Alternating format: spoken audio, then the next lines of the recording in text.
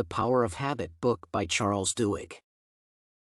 People have two divergent views on what a habit is. Specifically, one of the most debatable questions is whether it rules human decisions or is ruled by them. Practically, the vast majority could probably give examples of both situations where the behavior was apparently automatic and those where someone rejected an old habit and formed a new one. Therefore, the two opinions may seem to have equally good reasons, and a habit-related discussion frequently turns into an experience exchange. Everything is clearer from the scientific point of view, which Charles Duhigg presents in his non-fiction book The Power of Habit. There, he claims that the brain forms habits continuously at the subconscious level, due to which it is challenging even to notice them, needless to say change. Nevertheless, every person whose brain fulfills its functions is still able to monitor their habits and modify them, providing a complete understanding of the mechanism of their emergence. How habits work. The primary thing to consider is the inborn nature of habit formation. Duhigg states that the brain is constantly looking for ways to save effort, one of which lies in performing routine actions in an automatic mode. This is done instinctively in order not to think permanently about everyday behaviors and, hence, accumulate more energy for exploration and development. Due to this evolutionary mechanism, literally any repeated basic action becomes a habit sooner or later. For instance, when one starts drinking a cup of coffee in the morning, it could take them a week to stop thinking about the recipe and the process of making it.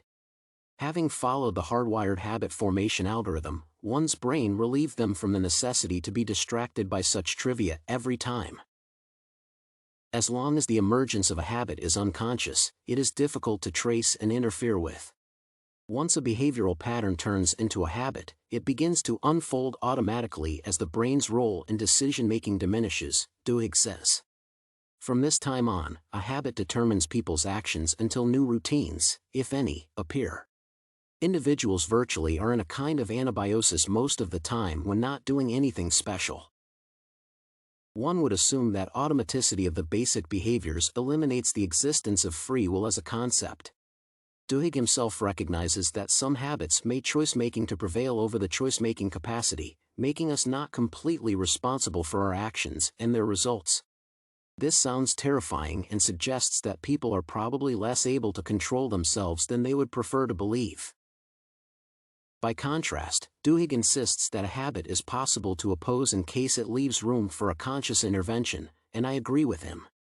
He gives sleepwalking as an example of habitual, unconscious behavior that may have fatal consequences but highlights that this is a special state technically different from wakefulness. Specifically, sleep deactivates the areas of the brain responsible for cognition, simply put, analysis and decision-making. Certain psychical disorders or injuries to the brain can presumably do the same, due to which the patients, similarly to sleepwalkers, lose their legal competence. Meanwhile, when those areas work properly, a person can ignore, change, or replace a habit, which I have done at least once in my life. How to fight habits. I have repeatedly ascertained that a problem grows substantially easier to solve when I have an idea of how and why it emerged. This conclusion is aligned with Duhigg's statement that figuring out the structure of the so-called habit loop helps to regain control over a habit. More specifically, a habit should be divided into components to work on separately. There are three such components: a cue, a trigger that switches the brain into the automatic mode, a routine, a reward, or, generally, an outcome that makes the brain remember the particular habit. They form a loop, which becomes increasingly automatic in the course of time. When the loop is formed, the habit never disappears but can be deliberately changed. As a person who has put much effort into losing weight, I am able to ignore unhealthy food, notwithstanding hunger. According to Duhigg, such ignoring is no more than an alternative routine, in other words, a new habit that forced the previous one into the background. The same cue, food, gradually became associated with a different routine, notably, ignoring rather than consuming, and a new habit developed over time. Considering the non-consciousness of habits, an intriguing question is whether my binge eating that had led to excess weight was really my choice or not. One would say not, as it grew into a habit beyond my will when my brain started to perceive it as a repeated action. However, the keyword is repeated. In other words, I had done it multiple times before the habit loop formed and fastened. Furthermore, I was completely aware of the possible consequences but still continued eating the excessive amounts of sweets as well as roasted and fatty products. That was my decision, like it is initially an alcoholic's decision to consume more frequently. It is yet impossible to change the routines without the understanding of the cues and rewards. To stop overeating, I had to identify what exactly encouraged me to take more food and activate the loop. According to Duhigg, the cue and the reward can be intimately related, when a wish for a reward actually performs as a trigger.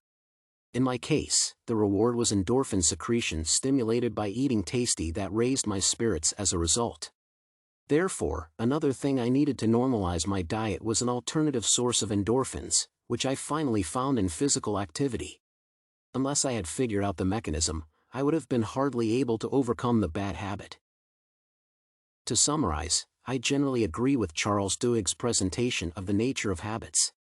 In One Concern, he describes the unconscious process of their formation that can be unopposable under specific circumstances, for instance, in sleepwalking people.